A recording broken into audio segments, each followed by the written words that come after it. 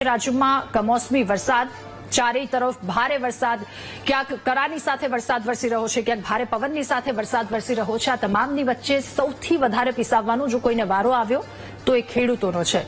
રાજ્યભરમાં ખેડૂતોની શું પરિસ્થિતિ છે એના વિશે ચર્ચા કરીશું બીજા મુદ્દામાં.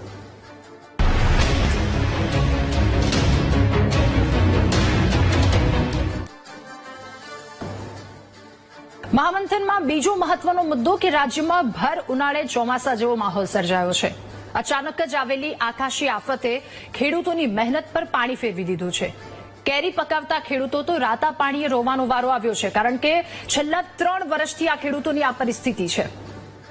તીવ્ર પવન સાથે પડેલા વરસાદમાં કેરીઓ ખરી ગઈ, જે આંબાને સમગ્ર વર્ષ સાચવ્યો, સારા પાકની આશા સેવી. પાક આવ્યો પણ ખરો, અને જ્યારે મીઠો કોળિયો મોં સુધી પહોંચવાનો હતો ત્યારે જ વાવાઝોડાએ એ તમામ સપનાઓને રોડી નાખ્યા. ઘણા બધા જગ્યાની ખેડૂતોની હાલત આ છે, આ પરિસ્થિતિ છે. રાજ્યમાં હજુ પણ વરસાદની આગાહી વ્યક્ત કરવામાં આવી છે. અમદાવાદ સહિતના જિલ્લામાં હજુ વરસાદ વરસી રહ્યો છે. કેટલાક વિસ્તારોમાં તો વાવાઝોડા જેવી સ્થિતિ જોવા મળી રહી છે. હવામાન વિભાગે આગામી તારીખ 10 મે સુધી માવઠાનો માર ગુજરાત પર યથાવત રહેવાની આગાહી વ્યક્ત કરી છે. એટલે હજુ આગામી દિવસો આમાંથી પસાર કરવા પડશે. હજુ આગામી દિવસોમાં આ પ્રકારની મુશ્કેલી વેઠવી પડશે.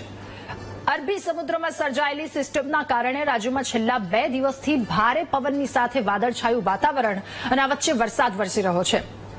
રાજસ્થાન અને તેની આસપાસની એ સિસ્ટમ સક્રિય થવાના કારણે કમોસમી વરસાદ વરસી રહ્યો છે, જેના કારણે ભાવનગર, અમરેલી, સુરત, ભરૂચ આ તમામ જગ્યાએ વરસાદનું હવામાન વિભાગે રેડ એલર્ટ આપ્યું છે. કચ્છ, ઉત્તર ગુજરાત અને સૌરાષ્ટ્રના જિલ્લામાં વરસાદનું ઓરેન્જ એલર્ટ આપવામાં આવ્યું છે.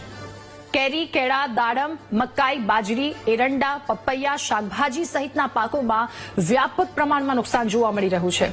સાથે અજમો, તુવાર, જુવાર, તલ, મગના પાકમાં પણ આ પ્રકારનું નુકસાન પહોંચ્યું છે.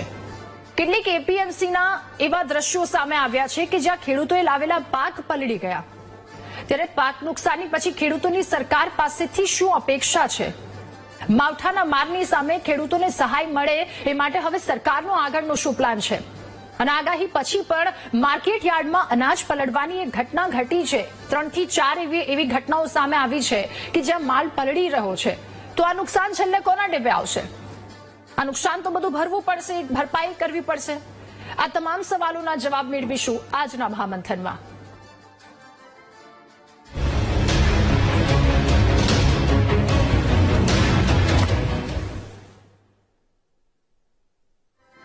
તો ખેડૂતોને કુદરતનો માર પડ્યો છે. કમોસમી વરસાદ, ચારેય તરફ વરસાદ વરસી રહ્યો છે. સૌથી વધારે ઉત્તર ગુજરાતમાં વરસાદને લઈને આગાહી વ્યક્ત કરવામાં આવી હતી. ભારે પવનની સાથે રાજ્યભરમાં વરસાદ પડી રહ્યો છે. બીજી તરફ તૈયાર થયેલો ખેડૂતનો પાક અને ત્યાંની શું પરિસ્થિતિ છે, અમે દ્રશ્યોમાં આપને બતાવી રહ્યા છે. અલગ અલગ જગ્યા પરના આ 5 દ્રશ્યો આપ ટીવી સ્ક્રીન પર જોઈ રહ્યા છો. પંચમહાલ છે, કચ્છ છે, આણંદ, રાજકોટ અને અરવલ્લી. કેરીના પાકને વ્યાપક પ્રમાણમાં નુકસાન પહોંચી રહ્યું છે. કેરીના ખેડૂતો તો એવું કહી રહ્યા છે, જેમણે આ પાકનું વાવેતર કરી રહ્યું છે, કે છેલ્લા 3 થી 4 વર્ષથી આ પ્રકારની પરિસ્થિતિ છે. માંડ વચ્ચે એકાદું વર્ષ સારું જાય છે, ત્યાં ક્યાંક કમોસમી વરસાદ વરસી જાય છે, અને આ પ્રકારની પરિસ્થિતિ, આ પ્રકારની વેદના વેઠવાનો વારો આવે છે.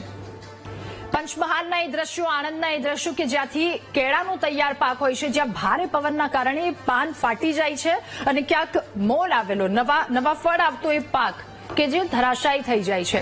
એટલે હવે ખેડૂતોના હાથમાં શું? હવે ખેડૂતો પાસે બસ એક રસ્તો બચ્યો છે, કારણ કે અત્યાર સુધી એક નાના બાળકની જેમ ખેડૂત દ્વારા પાક તૈયાર કરવામાં આવે છે, અને એ તૈયાર પાક, તૈયાર કોળિયો જ્યારે છીનવાઈ જાય ત્યારે ખેડૂતની હાલત કેટલી દયનીય થતી હશે.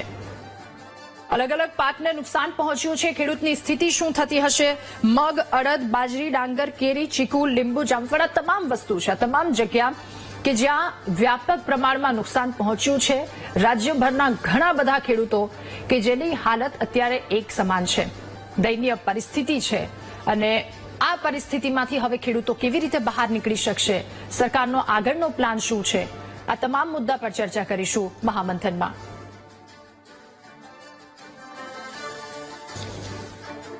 તો ખેડૂતનું દર્દ શું છે કદાચ આપણે શબ્દોમાં નહીં વર્ણવી શકીએ. ખેડૂતની પરિસ્થિતિ શું છે એનો અંદાજ પણ નહીં લગાવી શકીએ.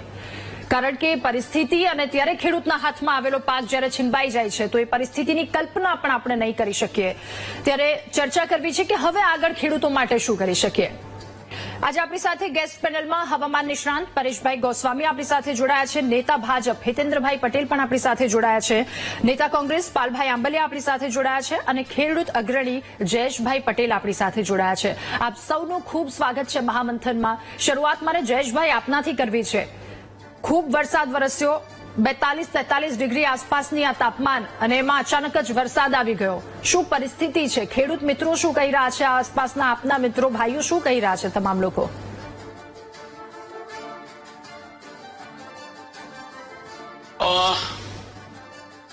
કુદરત પણ ખેડૂતની સાથે નથી બેન, આ વસ્તુ પુરવાર થાય છે, પણ એને માટે જવાબદાર કે ગ્લોબલ વોર્મિંગ ને લઈને જે પર્યાવરણીય સંતુલન ખોરવાયું છે એને લઈને દર ઉનાળાની અંદર આવી પરિસ્થિતિનું નિર્માણ થાય છે. અને ખેડૂતોના ઉનાળોના પાક જે આપે ચર્ચામાં કહ્યું એવી રીતે કે ભાઈ કેળી, કેળ, મગફળી, કાંદા, જુવાર, બાજરી, મગ, તલ, અડદ, આ જે પાકો છે ઉનાળાના જે પાકો છે એ મારું ખ્યાલથી અત્યારે હાર્વેસ્ટિંગ સ્ટેજ ઉપર છે. અને હાર્વેસ્ટિંગ સ્ટેજ ઉપર હોવાને લઈને નુકસાન ગયું છે.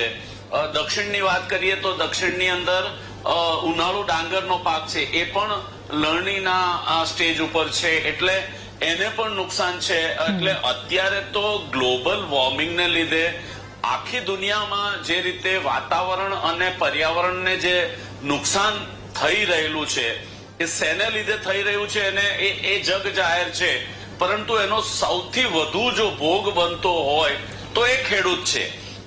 જ્યાં સુધી ખેડૂતને નુકસાન જાય છે અને વળતર ચૂકવવાની વાત આવે છે ત્યારે વહીવટી તંત્ર અથવા સરકાર એમાં યોગ્ય રીતે વળતર ચૂકવવામાં આવતું નથી.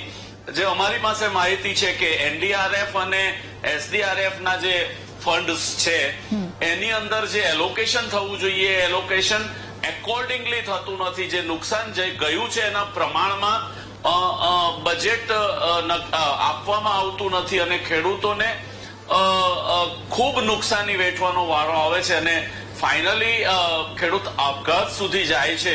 એવા ઘણા બધા પ્રસંગો આવા કુદરતી તકલીફોને લઈને ખેડૂતોને થાય છે.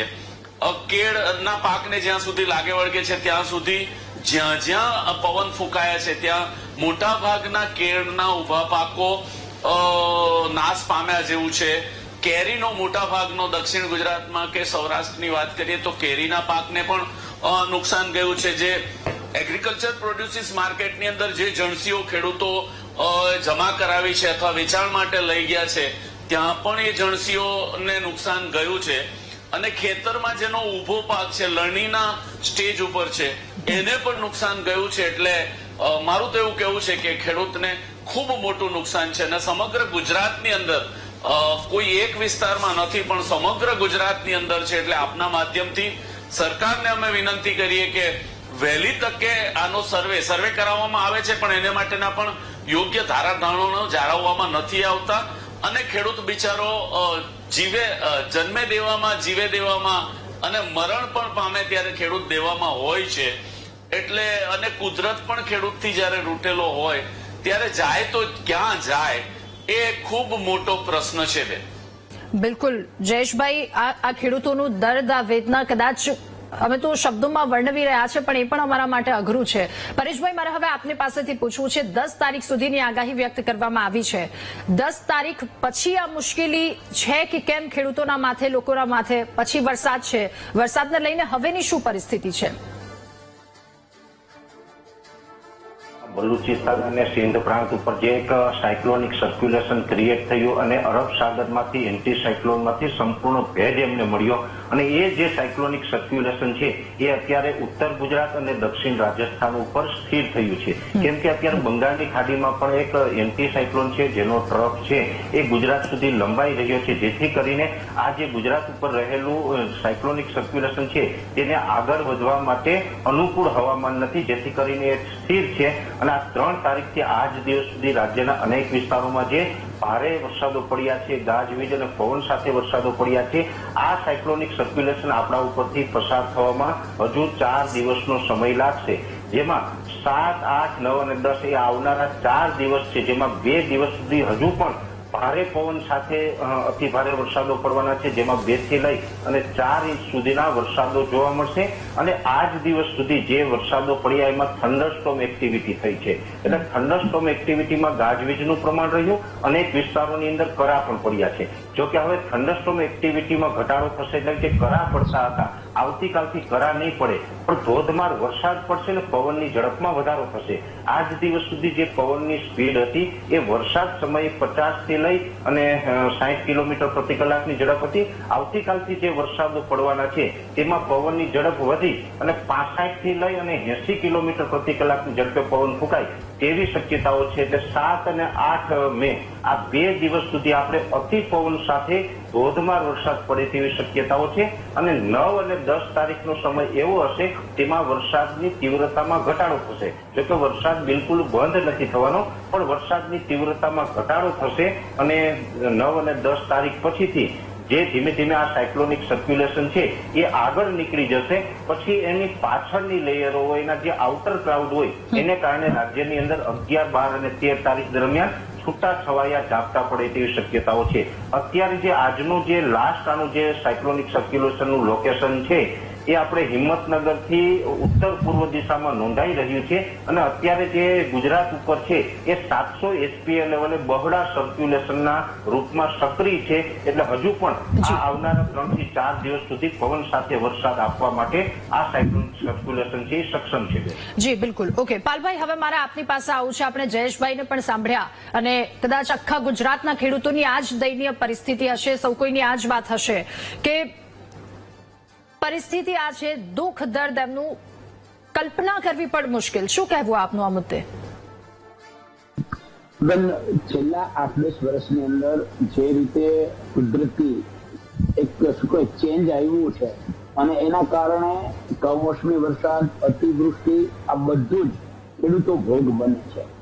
પણ સવાલ એ છે કે સરકારને શીખતા 10-10 વર્ષ લાગે છે. 10 વર્ષ થયા પણ સરકાર શીખી નહીં અથવા તો સરકારને શીખવાની દાનત નથી. દાનત નથી એવું એટલા માટે હું કહું છું રાધા કે 2017-18માં પાક વીમા યોજના સરકારે બંધ કરી અને પ્રધાનમંત્રી પાક વીમા યોજના લઈ આવી. આ પાક વીમા યોજનામાં એટલો બધો ભ્રષ્ટાચાર થયો, 35-40 હજાર કરોડનો. આ હું ભ્રષ્ટાચાર થયો એમ કહું છું, આક્ષેપ નથી લગાવતો. અને ચેલેન્જ સાથે સરકારને કહું છું વીટીવીના માધ્યમથી કે જો આ આક્ષેપ સરકાર ગણાવતી હોય તો પાક વીમાના પત્રક 1, 2, 3 અને 4 2016-17, 17-18, 18-19 ને 19-20 આરટીઆઈમાં અમે માગીએ અને સરકાર આપે. એને શું કામ આરટીઆઈમાં આપતી નથી? જો આપે તો દૂધનું દૂધ ને પાણીનું પાણી થઈ જાય. સરકાર બહુ શાણી છે. પેલા દરેક ખાનગી પાક વીમા કંપનીઓને 58 થી 60% પ્રીમિયમના દરે 2,000 કરોડ રાજ્ય સરકાર આપે, 2,000 કરોડ કેન્દ્ર સરકાર આપે ખાનગી કંપનીઓ. એટલે 4,000 કરોડ ગુજરાતની જનતાની તિજોરીમાંથી સરકાર ધીરેથી ખાનગી કંપનીઓને સેરવી દે.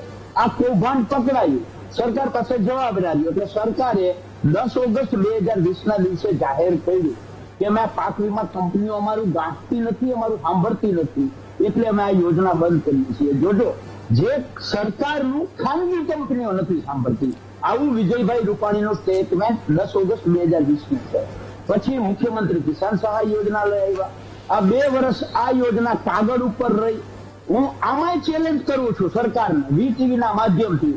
મુખ્યમંત્રી કિસાન સહાય યોજના અંતર્ગત સરકારે આખા ગુજરાતમાંથી 2 વર્ષમાં એક ખેડૂતને રાતી પાય આપી હોય તો એ જાહેર કરે. એટલે એ યોજના કાગળ ઉપર એમને જતી રહી, ખેડૂતો હેરાન થતા રહ્યા. ત્યાર પછી કોઈ યોજના જ અમલમાં ના આવી. આખી ખેડૂતો, ગુજરાતના ખેડૂતો માત્ર રામ ભરોસે, એસડીઆરએફ અને એનડીઆરએફ ના ભરોસે. હમણાં સરકારના પ્રવક્તા કહે છે, મને ખબર છે, અમે એમાં એટલા રૂપિયા હતા એટલા રૂપિયા વધારી દીધા, આનાથી બીજું કઈ નહીં. પણ મારો સવાલ એ છે કે 2020 થી કેન્દ્ર સરકાર જે દર વર્ષે ખાનગી કંપનીઓને 2,000 કરોડ રૂપિયા ખેડૂતો માટે ખેડૂતોના નામે આપતી હતી. આ 2020 થી ગુજરાતના લેવાના બાકી છે. તમે હિસાબ કરો તો 6 વર્ષ થયા. 6 વર્ષના 2000 એટલે 12,000 કરોડ રૂપિયા ડબલ એન્જિનની સરકારમાં એક એન્જિન માંગતું નથી, બીજું એન્જિન આપતું નથી. દરેક વખતે એવું કહેવામાં આવે છે કે ગુજરાતમાં તો મામાના ઘરે જમણવાર ને મા પીરસનાર, પણ અરે ભાઈ માએ માંગતી નથી, મામાએ દેતા નથી. તો ગુજરાતના ખેડૂતો આ 12,000 કરોડ રૂપિયા પાક વીમા યોજના અંતર્ગત કેન્દ્ર સરકાર પાસેથી લેવાના છે. 12,000 કરોડ રૂપિયા રાજ્ય સરકારે જે ખાનગી કંપનીઓને આપતી હતી, આજ દર વર્ષના 2,000 કરોડ રૂપિયા લેખે આ 24,000 કરોડનું ભંડોળ જો સરકારે ઊભું કર્યું હોત તો આ 6 વર્ષમાં જેટલા પણ કમોસમી વરસાદ આવ્યો હોય, અતિવૃષ્ટિ એટલે કુદરતી આપત્તિઓમાં ખેડૂતોને સારામાં સારું રક્ષણ મળી શક્યું હોત. પણ સરકારે આવું કાંઈ કરતા કંઈ કરવું છે નહીં. સર્વેના નાટકો કરવા છે અને સર્વે કર્યા પછી મોટી મોટી જાહેરાતો કરવી છે. દાખલા તરીકે હું મોટું ઉદાહરણ આપું છું. આ ગયા વર્ષે 21 જુલાઈથી લઈ અને 25 જુલાઈની વચ્ચે ખૂબ વરસાદ થયો. આગાહીકારોએ અને રાજ્ય સરકારના હવામાન વિભાગે પણ 13 જુલાઈ આગાહી કરી હતી કે રાજ્યના 7 જિલ્લાઓને રેડ એલર્ટ કરવામાં આવે છે. એવી રીતે 22 ઓગસ્ટથી લઈ અને 30 ઓગસ્ટની વચ્ચે એની જાહેરાત 15 ઓગસ્ટે હવામાન આગાહીકારોએ કરી હતી, રાજ્ય સરકારે પણ કરી હતી. અને પછી સરકારે શું કર્યું? પેલા જુલાઈ માટે 319 કરોડ અને ઓગસ્ટ માટે 1400 કરોડ એમ કરીને ટોટલ 1719 કરોડની જાહેરાત કરી. આ જાહેરાત સમયે વીટીવીના મહામંથનમાં મેં ચેલેન્જ સાથે કહ્યું હતું કે રાજ્ય સરકાર એમાંથી 400 કરોડ નહીં ચૂકવે. અને આજે છાતી ઠોકીને કહું છું, રાજ્ય સરકારે એ 1719 કરોડ માંથી 400 કરોડ ચૂકવા નથી. અગાઉ 2019માં 3,775 કરોડની જાહેરાત કરી હતી. જયારે વિધાનસભામાં સવાલ પૂછવામાં આવ્યો ત્યારે 1200 કરોડ જ ચૂકવવામાં આવ્યા હતા. એટલે બેન, સરકાર છે માત્ર જાહેરાત જેવી સરકાર છે. જાહેરાતો કરે છે, આપવાનું આવે ત્યારે કઈ કરતા કઈ આપવામાં આવતું નથી. ઓકે પાલભાઈ, હિતેન્દ્રભાઈ, હવે રાજા મારી વાત પૂરી કરું છું, પણ એની પહેલા એક નાનો એવો આગળનો જે મુદ્દો હતો ને એની સાથે મળતી વાત છે આ મુદ્દામાં. પ્લીઝ થોડું ટૂંકમાં કહેજો પાલભાઈ. હા, ટૂંકમાં એક જ મિનિટમાં આખી વાત કરી દઉં. આ જેવી રીતે કમિશનર કહેતા હતા, તમે સ્પેશિયલી સ્પેસિફિકેશન સાથે એમને પૂછ્યું કે આ જે ઘટના બની છે એ લીગલ છે, અનલીગલ છે, બીયુ પરમિશન વાળા સામે કાર્યવાહી થશે નહીં થાય તો એને એમ કહ્યું મારી પાસે માહિતી નથી. આ તો રાંડિયા પછીનું ડાપણ છે. એવી જ રીતે 15 ઓગસ્ટે અને 14 જુલાઈએ હવામાન વિભાગે આગાહી કરી હતી, પણ તેમ છતાંય સૌરાષ્ટ્રના ડેમ, એક શું કહેવાય ઘેડ વિસ્તારના ડેમ, એની ઉપરવાસના ડેમ, વર્તુ ડેમ, જામનગરની ઉપરવાસના ઊંડ ડેમ, એકેય ડેમને સરકારે ખાલી કર્યા નહીં અને પાણી આવવા દીધું અને પછી એ ગાડે પાણી ભરાયું અને છોડ્યું અને એના કારણે તબાહી થઈ. આગોતરું આયોજન સરકારે કરવું જોઈએ. આગાહી કરે છે સરકાર, આગોતરું આયોજન કરતી નથી, એના કારણે તબાહી સૌથી વધારે થાય છે. ઓકે હિતેન્દ્રભાઈ, હવે આપની પાસે પ્રથમ પ્રતિક્રિયા આપની પાસેથી મેળવવી છે. રાજ્યભરના ખેડૂતોની હાલત હાલ દયનીય છે અને માત્ર હવે એક જ આશા છે અને એ આશા છે સરકાર. જો કોઈ પણ વખતે કશું પણ કમોસમી થાય એટલે એ નુકસાન કરે છે. છેલ્લા કેટલાય વર્ષોથી આપે પણ કહ્યું અને બાકીના બધા લોકોએ કહ્યું કે કુદરતનો ક્રમ બદલાયો છે. જળવાયુ પરિવર્તન અને ગ્લોબલ વોર્મિંગને કારણે સતત ને સતત માવઠાનો માર રહ્યો છે. આપણે જોઈએ કે પાછલા 2016-17થી સતત કોઈ વર્ષે તો હમણાં પાલભાઈએ પણ કીધું કે ઓગસ્ટના 350 કરોડ, 1400 કરોડ સપ્ટેમ્બરના અને ઓક્ટોબરનું હજુ પેકેજ પાઇપલાઇનમાં છે. એટલે એક વર્ષમાં 3 પેકેજ આપવા પડે એવું એમણે પણ કહ્યું છે. એટલે આ ચાલુ વર્ષે પણ ઉનાળુ સિઝનમાં બાજરી, જુવાર, મગ, તલ જેવા પાકોમાં, ખાસ કરીને બાગાયતી પાકોમાં આ કમોસમી વરસાદથી નુકસાનની સંભાવનાઓ છે. મને પરેશભાઈએ વાત કરી એ પ્રમાણે હજુ 8, 9, 10 પવન સાથે વરસાદ પડવાની શક્યતાઓ છે. એના પછી પણ છૂટોછવાયો વરસાદ પડવાનો છે. એટલે હાલ રાજ્યનું ખેતીવાડી વિભાગ અને મહેસૂલ વિભાગ આ પરિસ્થિતિ ઉપર નજર રાખી રહ્યું છે અને આવનારા દિવસોમાં આ વરસાદની સ્થિતિ શાંત પડે એટલે આખી પરિસ્થિતિનું આકલન કરી અને ખેડૂતોને જે મુશ્કેલી પડી છે, નુકસાન કેટલા પ્રમાણમાં છે અને નિયમો પ્રમાણે શું સહાય થઈ શકે એ દિશામાં આપણે રાજ્ય સરકાર સહાનુભૂતિપૂર્વક વિચાર કરશે. કુલ મળીને આખી ડિબેટ આપણે ખેડૂતોને આ વારંવાર કરા પડે, અતિવૃષ્ટિ થાય, અનાવૃષ્ટિ ન થાય તો કુદરતનો જે ક્રમ બદલાયો છે એની સાથે પ્રકૃતિ અને પર્યાવરણનું જાળવણી કરવા માટે આપણે શું કરવું જોઈએ? તો આપણે જળસંચયના કામો થાય, ડ્રીપ ઇરિગેશન થાય, વૃક્ષારોપણ, ગ્રીન કવર ઘટ્યું છે એ વધારવા માટેનો પ્રયત્ન કરવો જોઈએ. એ બધી વાત કરવાના બદલે આખી ડિબેટ પાક વીમાની હોય એ પ્રમાણે એમના જ્ઞાનનું પીરસણ જે સતત કાયમ કરતા હોય છે એ પાલભાઈએ રાજકીય અવલોકન કર્યું અને વહીવટના ખૂબ માહિર છે. કોઈ પણ જેની જે સ્કીમ હોય અથવા વહીવટી બાબત હોય એનો ખૂબ સારો અનુભવ એમને, પણ કમનસીબી એ છે કે ગુજરાતની જનતા એમની વાત સ્વીકારતી નથી અને વહીવટ કરવાનું કામ બીજા લોકોને સોંપે છે. એમને માત્ર રાજકીય અવલોકનો કરી અને ટીવી મીડિયામાં આવી અને ખેડૂતોના હામી બનવાનો પ્રયત્ન કરવાનું કામ સોંપ્યું છે. ઘણા વર્ષોથી કરે છે, 15 વર્ષથી તો અમે સામસામે વાત કરીએ છીએ, પણ એમના મનમાં જે અપેક્ષાઓ છે એ પૂરી થતી નથી, કારણ કે એમની વાત એ માત્ર અને માત્ર ચૂંટણીલક્ષી, માત્ર અને માત્ર રાજકીય આક્ષેપ પ્રતિ આક્ષેપની છે. સાચા અર્થમાં ખેડૂત માટે વાત નથી. એમ જો સાચા અર્થમાં ખેડૂત માટે વાત હોત ને તો એમણે કીધું, એમને એડવાન્સમાં ખબર પડી ગઈ કે અમે તો આ આપત્તિ, આ વાવાઝોડા, આ બધું તો 50-100 વર્ષથી આવે છે. પરેશભાઈ સાક્ષી છે, જયેશભાઈ પણ સાક્ષી છે. વાવાઝોડા હમણાં 10 વર્ષથી જ ચાલુ થયા છે. આટલા કરોડનું પેકેજ આપ્યું, આટલું બાકી છે. તમને કઈ સ્મરણમાં છે કે 2004 થી 2014 સુધી એક પણ રૂપિયાનું પેકેજ આપ્યું હોય? એક પણ રૂપિયાનું પેકેજ. ત્યારે વરસાદ નહોતો પડતો, ત્યારે અતિવૃષ્ટિ નહોતી આવતી, ત્યારે ખેડૂતોને નુકસાન નહોતું જતું. અરે એ વાત તો જવા દો.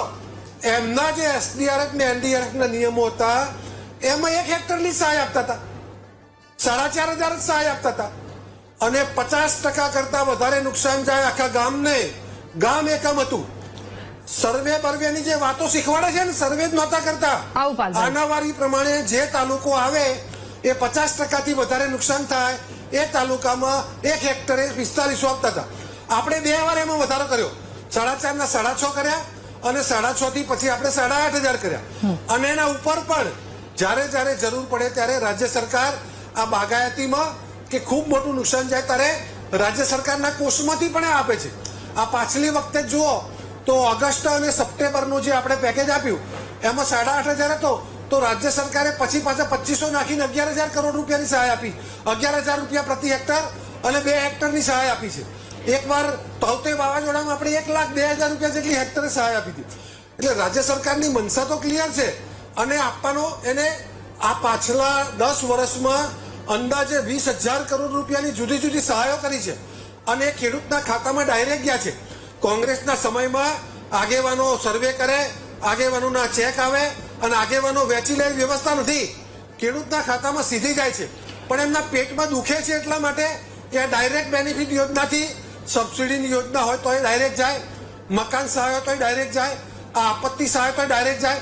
આ વચેટિયા નાબૂદ થઈ ગયા છે ને એ એમને પેટમાં દુખે છે અને ખેડૂતોના હામી થવાની વાતો બહુ સરસ કરે છે. પાક વીમો તો લાયા જ અમે, ભાઈ તમારા ત્યાં તો વ્યવસ્થા જ નહોતી. MSP ની ખરીદી શરૂ જ અમે કરી, તમારામાં તો વ્યવસ્થા જ નહોતી. તમે કિસાન સન્માન નિધિને આપતો તો ભારતીય જનતા પાર્ટીની સરકાર પછી જ ચાલુ થઈ. તમે નર્મદાનું પાણી, તો નર્મદા ડેમ ઉપર તો તમારા કોંગ્રેસના આગેવાનો ગળું દબાઈને બેસી ગયા હતા ગુજરાતના ખેડૂતોનું. 10-10 વર્ષ તો તૈયાર ડેમના દરવાજા ના મૂકવા દીધા તમે. નરેન્દ્રભાઈ આયા 17મા દિવસે દરવાજા મુકાયા તો 55 લાખ હેક્ટરના બદલે 75 લાખ હેક્ટર સિંચાઈ થાય છે. તો સિંચાઈ કરવાનું કામ આપણે કર્યું. તમે વીજળીનું કનેક્શન તો આપતા જ નહોતા ભાઈ. 4 લાખ કનેક્શન 2000 સુધીમાં હતા. તમે પણ 40 વર્ષ રાજ કર્યું છે. અમે આ 30 વર્ષમાં 21 લાખ કનેક્શન થયા. ખેડૂતોને માગે ત્યારે વીજળીનું કનેક્શન મળે એવી સ્થિતિનું નિર્માણ થયું. 18% વ્યાજ લેતા હતા ખેડૂતોને, 10-15 હજાર તો ધિરાણ નહોતા આપતા. કયા મોડે ખેડૂતોની વાતો કરો છો તમે? બધું ગમે તો ટીવીમાં પાઓ, પણ ગુજરાતના ખેડૂતને ખબર પડે છે કે મને 5 લાખ સુધીનું ધિરાણ એ 0% વ્યાજે મળે છે. મને કિસાન સન્માન નિધિનો હપ્તો ડાયરેક્ટ ખાતામાં મળે છે. મને વીજળીનું કનેક્શન માગો ત્યારે મળે છે. મને યુરિયા ખાતરની થેલી એ 2400 રૂપિયાની થેલી સરકાર 260 રૂપિયામાં આપે છે. મને વીજળીનો જે દર છે એ 20 વર્ષથી એના ભાવે વીજળી મળે છે અને વીજળીનું કનેક્શન મળે છે. એટલે માત્ર અને માત્ર આપત્તિ વ્યવસ્થાપનની વાતો કરી, ડાઈ વાતો કરી અને ખેડૂતોના તમે જેટલું વધારે બોલો અને રાધાબેન મારી વિનંતી છે કે પાલભાઈને વધારે બોલવા દેજો. એ જેટલું વધારે બોલે ને એટલું અમને ફાયદો થાય છે. ઓકે, ઠીક છે. તો એકવાર ફરી પાલભાઈને કહી દઈએ કંઈક બોલવા ઈચ્છી રહ્યા છે. પાલભાઈ, સવાલ સાથે હિતેન્દ્રભાઈ પૂછ્યું એ સવાલની સાથે આવું છે મારે કે 4 થી 14 સુધી ખેડૂતોની શું હાલત હતી? બેન, ગુજરાત સાક્ષી છે. 4 થી 14 ની વચ્ચે એક તો કોઈ વાવાઝોડું નથી. નંબર 1, કોઈ વાવાઝોડું હોય તો આખી ગુજરાત જાણે છે ને, સરકારના ચોપડે પણ હશે ને, મીડિયાને પણ ખબર હશે. 4 થી 14 ની વચ્ચે કોઈ વાવાઝોડું નથી. કમોસમી વરસાદ, અતિવૃષ્ટિ હોય, પાક વીમા યોજનામાં હિતેન્દ્રભાઈ એ ભાજપની ટેવ મુજબ બહુ સહજતાથી ખોટું બોલ્યા કે પાક વીમા યોજના અમે લઈ આવ્યા. હિતેન્દ્રભાઈ, પાક વીમા યોજના રાજીવ ગાંધી 1981 શરૂઆત કરી છે. રાજીવ ગાંધીએ. આ તમારા જ્ઞાન માટે ખાલી વાત છે. અને તમે કહ્યું MSP ના ભાવે કોઈ ખરીદી થતી નહોતી. આ હિતેન્દ્રભાઈ આટલું જૂઠાણું નરેન્દ્રભાઈ બોલે છે એ બરાબર છે, તમે બોલો એ યોગ્ય ના કહેવાય. એટલે આનું કટલું ખોટું ના બોલવું જોઈએ.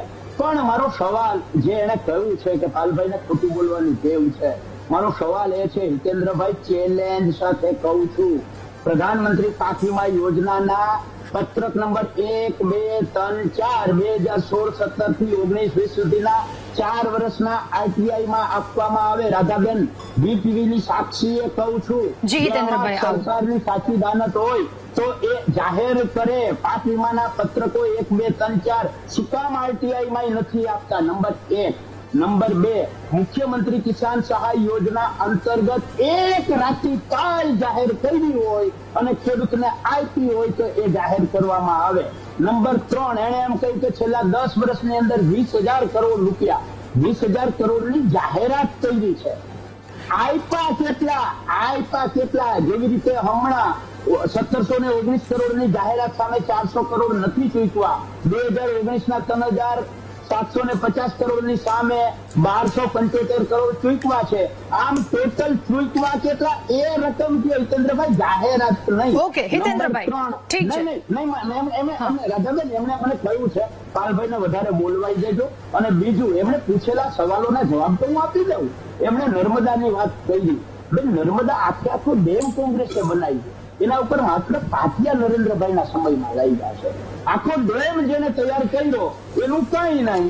બીજું, આખા ગુજરાતની અંદર 69,000 કિલોમીટરની જે પાલભાઈ, હવે આગળ શું કરી શકીએ એના પર ચર્ચા આગળ લઈ જઈએ. પાલભાઈ, હું આપી દઉં.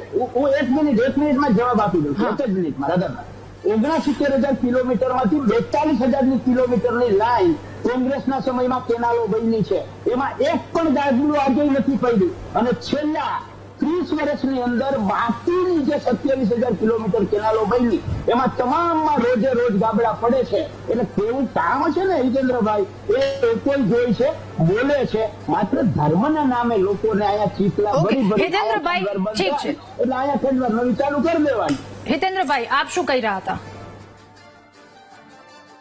જો બિલકુલ પાલભાઈ જુઠ્ઠું બોલે છે.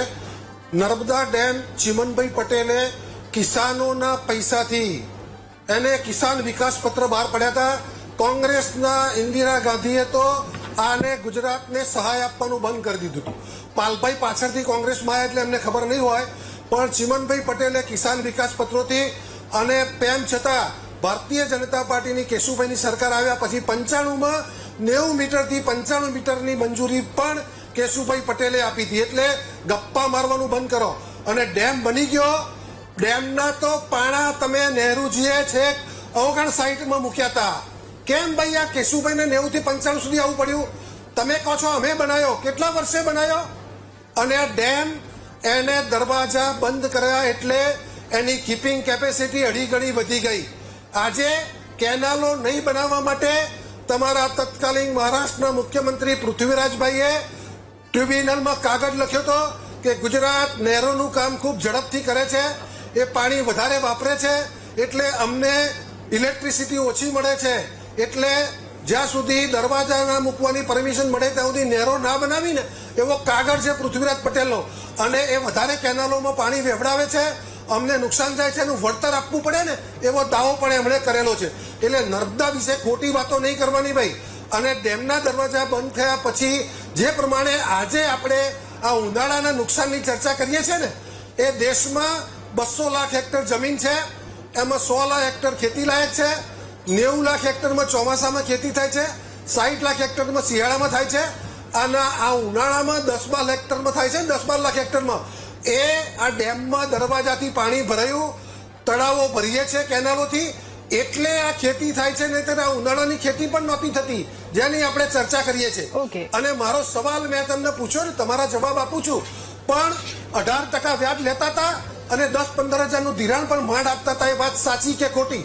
તમે 4500 રૂપિયા અને 1 હેક્ટરની તમે સહાય આપતા હતા અને 50% નુકસાન થાય તો જ આપતા હતા. એ વાત સાચી કે ખોટી? તમે વ્યાજની જે રકમ હતી એ દંડનીય વ્યાજ લેતા હતા કે બીજી વાત ખોટી? તમે સબસિડી ટ્રેક્ટરમાં કે કલ્ટિવેટરમાં કે રોટાવેટરમાં આવી કોઈ સબસિડી આપતા હતા? એક વાત સાચી કે ખોટી? અને તમે એફએસપી, તમે પાક વીમાની શરૂઆત કરી હતી. ગુજરાતના 300 કરોડ આખા વર્ષનાથી કોઈ વર્ષે આખા ગુજરાતના ઇતિહાસમાં એક જ વખત રાજકોટ જિલ્લા, માત્ર રાજકોટ જિલ્લા પૂરતું જ આ 300 કરોડના ટર્નઓવરથી વધારે ક્યારે થયેલું કે કેમ? આ વાત સાચી કે ખોટી? ઓકે હિતેન્દ્રભાઈ, ઠીક છે. પાલભાઈ આપની પાસે આવું, પરંતુ એ પહેલા મારે જોવું છે જયેશભાઈ આપની પાસેથી એ જાણવું છે કે રાધાબેન હું તમને રોકીશ એટલા માટે. પાલભાઈ- હિતેન્દ્રભાઈ તમામ આક્ષેપો કરે, તમારા વિશે ગમે બેફામ બોલે અને પાછો સામે જવાબ દેવાનો મોકો ના મળે, આ યોગ્ય ના કહેવાય રાધાબેન. અરે પણ પાલભાઈ આપણે કઈ દિશામાં? હવે મારી પાસે સમયનો અભાવ છે, મારે ખેડૂતોની. ઠીક છે પાલભાઈ, આપે જે જવાબ આપ્યો એનો જવાબ હિતેન્દ્રભાઈ આપ્યો છે. પાલભાઈ આપની પાસે આવું, મને ખાલી માત્ર 1 થી 2 મિનિટ આવો, આપની પાસે આવું છું. પાલભાઈ, જયેશભાઈ, હવે સરકારની પાસેથી શું અપેક્ષા છે? આ માવઠાના માર પછી શું અપેક્ષા આપની?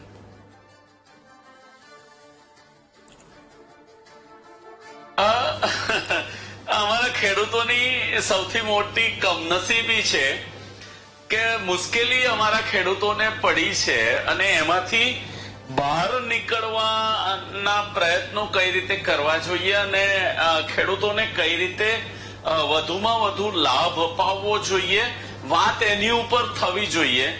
પણ એ વાત બેન દર વખતે આવી રીતે અલગ અલગ પાટા ઉપર નીકળી જતી હોય છે. મુખ્ય વાત એ છે કે કાર્બન ઉત્સર્જન કરનારાઓ જે છે એની ઉપર કોઈ પગલા ભરાવા જોઈએ કે નહીં ભરાવા જોઈએ. આજે ઇન્ડસ્ટ્રીની અંદર તમે કોઈ પણ ઇન્ડસ્ટ્રીયલ એરિયામાં તમે જાઓ એટલે સાંજના સમયે જે પ્રદૂષણ હોય છે ને એને લીધે જે ગ્લોબલ વોર્મિંગ ફિનોમિના થઈ છે, એને માટે જે પોલ્યુશન કંટ્રોલ બોર્ડ છે સ્ટેટનું અને કેન્દ્રનું, એ કોઈ પગલાઓ ભરે છે ખરા? એસડીઆરએફ અને એનડીઆરએફ નું જે બજેટ ફાળવવામાં આવે છે એ યોગ્ય રીતે સર્વે કરીને અસરગ્રસ્ત સુધી પહોંચે છે કે કેમ, એ બાબતની પણ યોગ્ય તપાસ થવી જોઈએ. પાલભાઈ એમ કે છે કે ભાઈ આરટીઆઈમાં અમને માહિતી નથી મળતી, તો સરકાર દ્વારા આપવી જોઈએ આરટીઆઈ ની માહિતી. એમાં જે કંઈ આપણા બજેટ ફાળવવામાં આવ્યું છે એસડીઆરએફ નું હશે કે એનડીઆરએફ નું હશે, તો એ અલ્ટિમેટલી તો ખેડૂતોને આપવાનું થાય છે. અને સૌથી મુશ્કેલી એ છે કે સરકાર પાસે આ પ્રકારના સર્વે કરાવવા માટેનું જે મહેકમ હોવું જોઈએ, જે ગામ કક્ષાએ જે તલાટી હોવો જોઈએ, એ પાણી પત્રક નથી તૈયાર કરાવી શકતી સરકાર. એ સરકાર આટલા મોટો સર્વે ક્યારે કરાવશે? અને સર્વેની કામગીરી, એક મારા ગામની વાત કરું તો મારા ગામનો સેજો 1500 હેક્ટરનો છે. 1500 હેક્ટરના ખેતરો જઈને દરેક ખેતરમાં કેટલું નુકસાન થયું છે, આ પ્રકારનું સર્વે કરાવવા માટેની જે મશીનરી છે એ સરકારે વહેલી તકે, અને મહેકમ જે છે એ મહેકમ વહેલી તકે ભરાઈને 2 કે 3 દિવસમાં કે 4 દિવસમાં કે 5 દિવસમાં આનો સર્વે થઈ જવો જોઈએ બેન. અને સર્વે થયા પછી વધુમાં વધુ 15 દિવસની અંદર એની સહાય મળી જવી જોઈએ. હવે 11,000 હેક્ટર પ્રતિ હેક્ટર અને 2 હેક્ટરની મર્યાદામાં, એટલે અમાનો 8.5 વીઘા થયું. 8.5 વીઘાની અંદર 22,000 રૂપિયાની વળતર સહાય મળે. એટલે 22,000 8.5 એટલે 1 વીઘાના 3,000 થયા. આજે બેન 1,700 રૂપિયાની મિક્સ ફર્ટિલાઇઝરની બોરી છે, 300 રૂપિયાનું યુરિયા છે, અને જે મોંઘા ખાતર અને મોંઘા દવા વાપરીને ખેડૂતે પોતાની જણસી તૈયાર કરેલી, અને એ પૈકી ફક્ત 3,000 રૂપિયા મળે તો ખેડૂતોની પરિસ્થિતિ કેવી થાય? એટલે મારું તો આપના માધ્યમથી સરકારને અને વહીવટી તંત્રને બંને મારી વિનંતી છે કે જેટલી બને એટલી જલ્દી સર્વે કરાવી લેવામાં આવે, અને ફક્ત તલાટી કમ મંત્રીની કે ગ્રામ પંચાયતની ઓફિસમાં બેસીને નહીં, પણ વગડે જઈને એકચ્યુઅલ સહાય એકચ્યુઅલ સર્વે કરવામાં આવે, અને એનું અઠવાડિયા કે 10 દિવસની અંદર રિપોર્ટ તૈયાર કરીને 15 થી 20 દિવસમાં ખેડૂતોને વળતર ચૂકવાઈ જાય, કે જે કઈ સહાય છે એ ચૂકવાઈ જાય, એવી કોઈ વ્યવસ્થા ગોઠવાવી જોઈએ એવું મારું માનવું છે. અને જે પર્યાવરણને જે લોકો નુકસાન કરી રહ્યા છે તેના પર પણ કડક પગલાં લેવા જોઈએ. જયેશભાઈ, મારે બ્રેક લેવાનો સમય થયો છે, તો સેન્ટરના, કેન્દ્રના અને રાજ્યના જે પોલ્યુશન કંટ્રોલ બોર્ડ છે એને કડક હાથે કામ લઈને કાર્બન ઉત્સર્જન કરતા ઓછા થાય. અને ઓકે, ઠીક છે. ઠીક છે જયેશભાઈ, કમોસમી વરસાદ ચારે તરફ માવઠાનો માર, આ પરિસ્થિતિ ખેડૂતોની હાલત દયનીય છે, અને હવે સહારે કોણ આવીને ઉભું રહેશે? મહામંથનમાં ચર્ચા આગળ વધારીશું, પરંતુ હાલ રોકાઈએ એક નાનકડા બ્રેક માટે.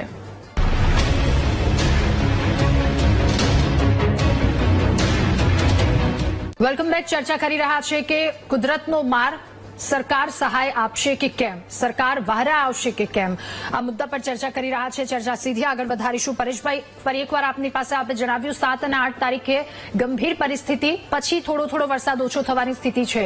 ખેડૂતોને આપ શું અંતિમ સંદેશ આપશો અત્યારે હાલ? તો બેન જોવા જઈએ તો અત્યારે ઉનાળુ પાકનું વાવેતર પણ હોય છે, અને અત્યારે જે આ કમોસમી વરસાદ આવી રહ્યો છે, અને આપણે કમોસમી વરસાદ એટલા માટે કહેશું કેમ કે આ મે મહિનાના પ્રથમ અઠવાડિયામાં છે. જો 15 મે પછીથી આવતો હોત તો આપણે આને પ્રી મોન્સૂન એક્ટિવિટીમાં આનો સમાવેશ કરી શકે.